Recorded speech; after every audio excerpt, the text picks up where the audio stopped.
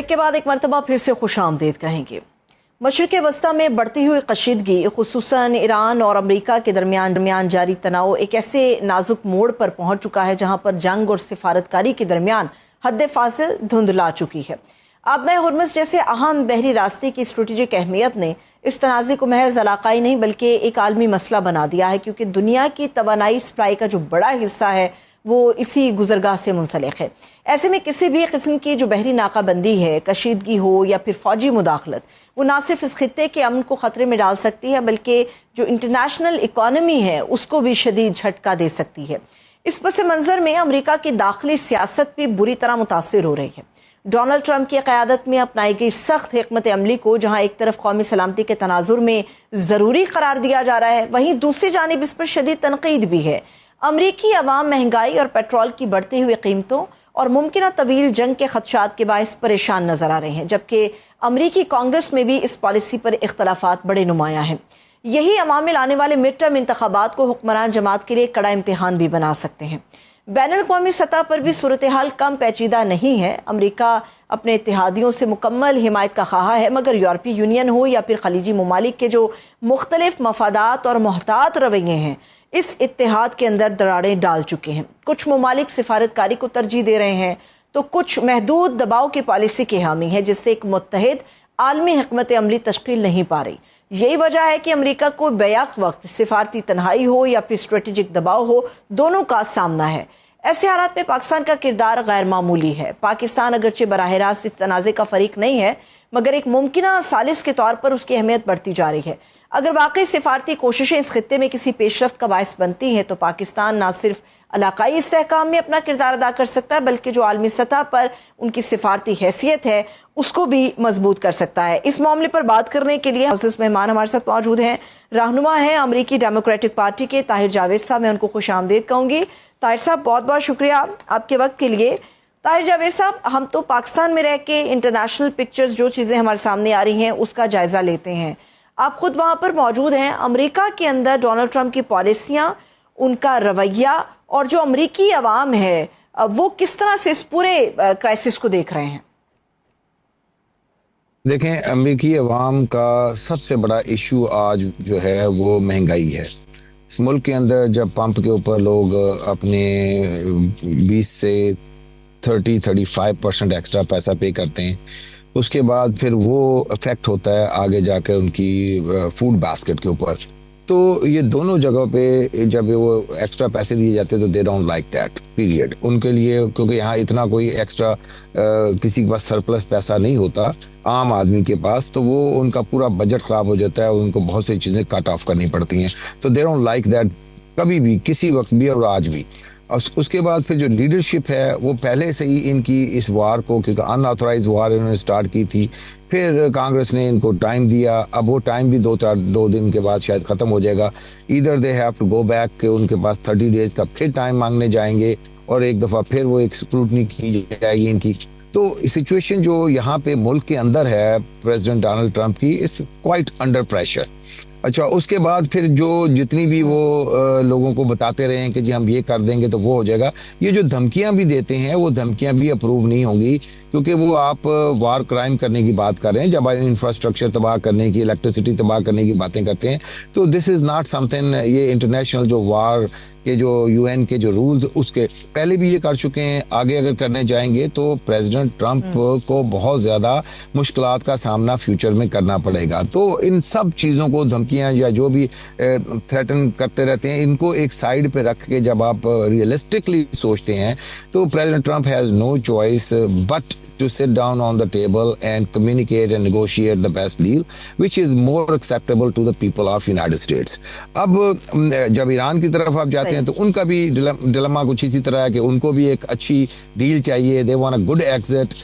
तो ये and of the day अब रह गई बात यहाँ पे कि ये इनके पास लेवरेज, दोनों के पास अब लेवरेज वही है जो एक ने स्टेट ऑफ हॉर्मुज़ को बंद किया हुआ है, दूसरे ने उसी को ब्लॉकन किया हुआ है। तो पहले दुनिया की इकानमी चोक की हुई थी ईरान ने, अब ईरान की इकानमी भी अमेरिका ने चोक कर दी है। तो अब बात वही है कि every second, every hour, every minute we are assuming कि वन ऑफ द फ्रीक जो भी उनमें से जो ईरान ही है मोर और लेस, क्योंकि अमेरिका तो कोई नजर नहीं आ रहा कि वो ब्लॉकेड को खत्म करेंगे। ब्लॉकेड तो प्रेसिडेंट ट्रंप अपनी उसके अंदर एक स्ट्रेटजी का बेस्ट पार्ट समझते हैं, उसको तो वो एंजॉय कर रहे हैं इस वक्त, उसके ऊपर तो डिस्कशन करके वो अपनी विक्ट्री की डिस्कशन करते हैं, तो वो तो नहीं हटाएंगे। तो ईरान अगर इसके अंदर इसी के साथ आके बैठता है तो ये बात आगे होगी, और जब बैठ जाएंगे तो आई बिलीव उस वक्त जो ओरिजिनल इनके मैटर्स हैं उसके ऊपर बिहाइंड द सीन बहुत ज्यादा पेशरफ्त हो भी चुकी है। कोई एक दो चीजें जो सामने बैठ के हो जाएंगी तो मोस्ट लाइकली ये चीज शायद तय हो जाए। अभी ताहिर जावेद साहब, आपने भी सुना होगा पीट हेगिस ने जो न्यूज़ कॉन्फ्रेंस की, उनके हमरा अमेरिकी जनरल भी मौजूद थे। उस पूरे प्रेस कॉन्फ्रेंस को जिन लोगों ने बड़ा कीनली सुना, देखा और उनके अल्फाज के ऊपर गौर किया, उनकी जुमलों की बुन्नत पे गौर किया, उनका ये ख्याल है कि अमेरिकी अवाम जो इस वक्त किसी भी बात पे भरोसा करने के लिए तैयार नहीं है डोनाल्ड ट्रंप की या उनकी पूरी कैबिनेट की, तो ये अमेरिकी जो नेशनलिस्ट हैं उनको एतमाद में लेने की एक कोशिश थी कि हम जो कुछ भी कर रहे हैं आप लोगों के लिए कर रहे हैं, हार नहीं मानेंगे, हम आगे तक जाएंगे, आप लोगों के लिए फलाह होगी। तो इस न्यूज़ कॉन्फ्रेंस को आप लोगों ने किस तरह से जज किया है? देखिए, इसके अंदर कोई उन्होंने नई बात तो बिल्कुल नहीं बोली, और जो कुछ बोला है उसको प्रेसिडेंट ट्रंप से रिलेट करके बोला है। मैं इसको यही कहता हूं कि भी बेसिकली ये भी हो सकता है कि इस न्यूज़ ये जो इन्होंने प्रेस कॉन्फ्रेंस की है ये उल्टी इन्हीं के गले पड़ जाए, क्योंकि मोस्ट लाइकली अगर प्रेसिडेंट ट्रंप ने इसको एक आधी दफा किसी ने आगे बोल दिया कि इस जगह पे ये पॉइंट अच्छी तरह नहीं किया गया, तो ये इस वक्त तो आप देखें ना, कई दिनों के बाद ये वापस से निकल के हैं। प्रेसिडेंट खुद ही सारे मामलात को देख रहे थे, या व्हाइट हाउस के जो स्पोक्स पर्सन वो इस काम को कर रहे थे। तो ये कोई इतने, ये जो साहब जो सेक्रेटरी वार हैं ये इंटरनेशनली एक्सेप्टेबल भी नहीं है, और कंट्री के अंदर भी इनकी अपनी पॉपुलैरिटी तो ट्रंप से भी नीचे है। तो इनका लाना वाकयातन वो जो कल्ट फॉलोइंग को एक एड्रेस करने की एक समझ ले के कोशिश थी, जिसके ऊपर शायद ये वो कर भी रहे हैं, लेकिन end of the day it didn't bring anything new to the table के भी इनके आने से, बोलने से, करने से कोई क्या फायदा हुआ होगा। तो एंड सिचुएशन उधर ही खड़ी है, हम लोग एक वार और पीस के दरमियान के पास के एरिया में बैठे हुए हैं। और गुड चीज ये है इसमें, जो अच्छी चीज नजर आती है वो ये कि प्रेसिडेंट ट्रंप को इस वक्त किसी चीज की भी जल्दी नहीं है। जैसे वो होता था ना कि पहले कुछ दिनों में वो इम्पेशंस और जल्दी जल्दी में ये कर ले तो ये हो जाएगा, मैं ये मार दूंगा, इनके पास 2 दिन है, इनके पास आधा घंटा, पौना घंटा, वो चीजें खत्म हो गई हैं। तो कम से कम प्रेसिडेंट ट्रंप को कोई चिल पिल दे दी गई है, जिसकी वजह से वो अभी उतना वो पेशेंस के साथ वो चल रहे हैं। तो ये गुड चीज है। पाकिस्तान भी दूसरी तरफ से अभी तक जो एक सस्टेन किए हुए है दोनों साइड पे, और ये अभी खबरें आ भी रही हैं कि उनके वजीर खारजा ने आने का इंदिया दिया। तो ये सारी चीजों के बाद वी आर ऑल होपिंग कि अगले जो ये वीकेंड के ऊपर शायद कोई मामलात किसी तरफ कोई रुख इख्तियार कर लें, और उसके बाद फिर मे बी मंडे और ट्यूसडे तक यहाँ से कोई बड़ी पर्सनैलिटी जाके इसको क्लोज कर दे। तो ये आई मीन दिस इज, वो कहते हैं ना, पाज के अंदर बैठी है पूरी कौम, लेकिन इसके अंदर जो चीज पाज पे नहीं है वो है मार्केट, जिसको प्रेसिडेंट साहब या उसका कोई भी शख्स उठ के 2-4 बयान दे के कभी ऊपर कर देता है, कभी नीचे कर देता है। दैट्स अनदर वार, जो इकानमी की वार, जो मार्केट की वार जो चल रही है, उसको भी बैलेंस करना, उसको भी एक स्टेबिलिटी के ऊपर लाना एक बहुत बड़ा इशू होता चला जा रहा है। यहाँ पे बहुत सारे लोग इसके अंदर पैसे नुकसान कर रहे हैं। इसके अंदर ताहिर जावेद साहब कह रहे हैं कि एक चीज बड़ी हेल्पफुल हो सकती है डोनाल्ड ट्रंप के लिए, वो ये है कि इस जंग के जब 60 डेज कंप्लीट हो जाएंगे, इस तनाज़े के 60 डेज, वैसे भी उन्होंने पार्लियामान को एतमाद में लिए बगैर इसराइल के साथ मिलकर ये जंग ईरान के ऊपर मुसल्लत की थी। अब 1 मई के हवाले से हमारे सामने एक चीज़ें आ रही हैं कि उन्हें दोनों हाउसेस को, ऐवान नुमाइंदगान हो या सेनेट, उनको एतमाद में लेना होगा, और जो वो वहाँ पे रेजोल्यूशन देंगे वो भारी अक्सरियत के साथ पास होना भी ज़रूरी है। उनके हालिया जो बयानात हैं, जो स्ट्रेटजीज है, विदाउट पार्लियामान की अप्रूवल या उनको एतमाद में लिए बगैर जो जंग मुसल्लत की ईरान के ऊपर, आपको लगता है कि अगर 1 मई से ऑनवर्ड ये प्रैक्टिस चलती है अमेरिका के अंदर, तो डोनाल्ड ट्रंप एतमाद हासिल करने में, वो भी भारी अक्सरियत में एतमाद हासिल करने में कामयाब हो पाएंगे? भारी अक्सरियत में तो नहीं, लेकिन इत्मीनान तो इनको मिल जाएगा, क्योंकि पार्टी जो इनकी है वो दोनों हाउसेज के अंदर मेजोरिटी में है। और जब हालत जंग के अंदर इनको जो एक रिलैक्सेशन 30 डेज का और जो देना है, उसमें इतनी मुश्किलात होंगी नहीं, लेकिन क्योंकि उसमें से निकलने के लिए इनको बहरहाल कोई निगोशिएशन किसी हद तक दाएं बाएं आगे पीछे करनी पड़ेगी, which is not a big deal. ये सारा रोज का काम है वाशिंगटन डीसी में, ये चीज़ निकल जाएगी।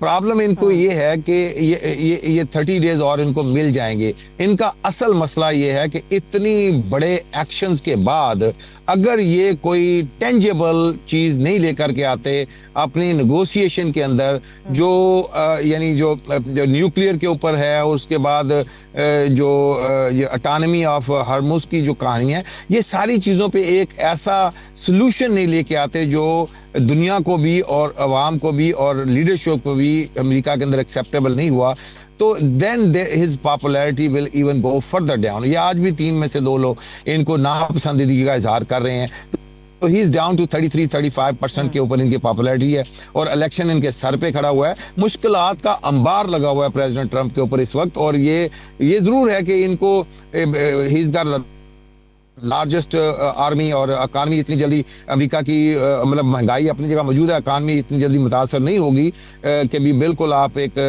रिसेशन की तरफ चले जाएं। लेकिन उसके बावजूद जो एक प्रेशर, मल्टीपल डिमेंशन से इनके ऊपर बिल्ड हो चुका है, उसके ऊपर ही has no choice to but finish this thing on the table.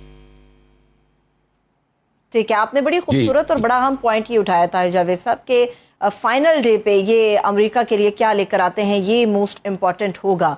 अब जो चीज़ लानी चाहिए जिसके ऊपर इनका जोर रहा वो न्यूक्लियर का मामला था, फिर हुर्मस का भी मामला इनके साथ है, और भी कई इश्यूज हैं जिनके ऊपर ये ईरान को प्रेशर में लेकर आ रहे हैं। लेकिन इन सारी चीज़ों को पहले ही मुलाकात के अंदर, पहले मरहले में ईरान रिजेक्ट कर चुका था, बल्कि अब तो वो ये डिमांड कर रहा है कि आप ब्लॉकेड ख़त्म करें, हम तो पहले भी हुर्मस को खोलने के लिए तैयार थे, हमने कंडीशनली उनको ओपन भी किया था। तो आपको लगता है कि लूज करने के लिए डोनाल्ड ट्रंप के पास शायद बहुत कुछ है, गेन करने के लिए शायद उनके पास कोई एक नुक्ता भी मौजूद नहीं है? देखिए, इन्होंने जो अभी रिसेंटली जो चीज गेन किया है, जिसके ऊपर इनको रिलीफ मिला है इनकी अपनी फॉलोइंग से, वो ब्लॉकेड है। ये ब्लॉकेड के बाद ईरान की बहरहाल आप देखें तो एक चीखें निकली हुई हैं वहां पे। हमें वो जितना मर्जी कंपोज्ड करके अपनी बातें करते हैं, लेकिन मुल्क के अंदर हालात उतने अच्छे नहीं हैं। तो ये जो ये एक चीज़ है, और इसको अब वो छोड़ेंगे नहीं, और इसी को सामने रखते हुए इनकी टीम को होप है कि ये कोई बेहतर निगोशिएशन कर लेंगे। और ईरान को भी पता है कि अगर इस हालत में जाएंगे तो ईरान को ज़्यादा जो है वो वहाँ पे जो है गिव करना ज़्यादा पड़ेगा। तो ये चीज़ें तो बहरहाल किसी हद तक, ये कहते हैं ना कि इन्होंने हिट एंड ट्रायल किया और ये ब्लॉकेड इनका चल गया। अच्छा, अब ये ईरान से क्या लेके आएंगे न्यूक्लियर पे? अगर आप रियलिस्टिकली देखें तो वहां पे तो फतवे मिल गए थे न्यूक्लियर के ऊपर के ये वेपन नहीं बनाने जा रहे, और इन्होंने यानी बराक ओबामा के टाइम से लेके ऑनवर्ड और इंस्पेक्शंस भी होती चली गई। वो इतनी एज सच कोई उसमें इंप्रूवमेंट होती तो नजर नहीं आ रही। वो उसी चीज को जो पहले एक दफा ली थी उसको वापस ले आएंगे तो वो भी इनकी एक किस्म की एक जान छूट जाएगी। कोई उससे बेहतर चीज ही नहीं ला सकते वहां से। तो बाकी जो चीजें इन्होंने खोल के देखिए, प्रेसिडेंट ट्रंप की तो ये इनका तो ये मामला ही ऐसा होता है कि ये पहले प्रॉब्लम क्रिएट करते हैं, फिर उसको अंदर से निकल के अपनी विक्ट्री डिक्लेयर कर लेते हैं। ये जंग में जाने की जरूरत नहीं थी, अब ये जंग से निकलना विक्ट्री क्लियर करेंगे। अगर ना ही जाते तो विक्ट्री तो ऑलरेडी आपके पास मौजूद थी। ईरान के अंदर जो पहले सिचुएशन थी उसको मजीद उसी वक्त टेबल पे बैठ के मजीद स्ट्रेंथन किया जा सकता था, गिव एंड टेक करके। अभी भी गिव एंड टेक करेंगे ना। अब सैंक्शंस उठाएंगे उनके ऊपर से, अब उनके जो पैसे बाहर फंसे हुए उनको रिलीज करेंगे। ये चीजें तो पहले नहीं की हुई थी। तो ये अगर आप रियलिस्टिकली देखेंगे तो ईरान को ज्यादा चीजें ये दे करके आएंगे इस जंग के अंदर लेने के लिए। ये प्रॉब्लम इनकी इस वक्त ये है कि उस जो एक एजेंडा बना हुआ है उसके ऊपर बात करके वापस आते हैं तो that will be Iran victory basically. अब ये मुसीबत में पड़ गए कि वहां पे कौन सी एक ऐसी चीज हमने, तो यूरेनियम के ऊपर इन्होंने अटक गए कि चलो हम वो लेके आ जाएं। वो एक अपने आप को बेल आउट करने की सूरत। मुझे तो यहां तक भी है कि अगर ये मामला इतना ऐसे चलता रहा तो ये यानी हो सकता है उसमें से एक 1/10 उनसे लेकर के आ जाए और उसको फिर यहाँ आकर के जैसे ब्लॉकेड भी है। मैं ये भी कहता हूँ कि अमेरिका डोनाल्ड ट्रंप से ये भी हमें उम्मीद है कि ये ब्लॉकेड अनऑफिशियली खोल दें और वैसे अपने बंदे खड़े रहे और चले ठीक है जी उनके जहाजों को जाने दें। ये किसी भी डायरेक्शन पे कभी भी कोई चीज ले जा सकते हैं यहाँ। 100% सच तो बोलते नहीं है कभी भी, तो ये सही। बहरहाल ये we are sitting and watching basically. बिल्कुल देखते हैं कि क्या होता है, और हम तो दुआगो भी हैं कि आने वाला वक्त हो या कोई भी मरहला नेगोशिएशंस का हो, वो कामयाबी के साथ हमकनार हो। बहुत बहुत शुक्रिया, thank you so much. Javed साहब मेरे साथ मौजूद थे। एक ब्रेक ले लेते हैं, आप लोग हमारे साथ रहिएगा।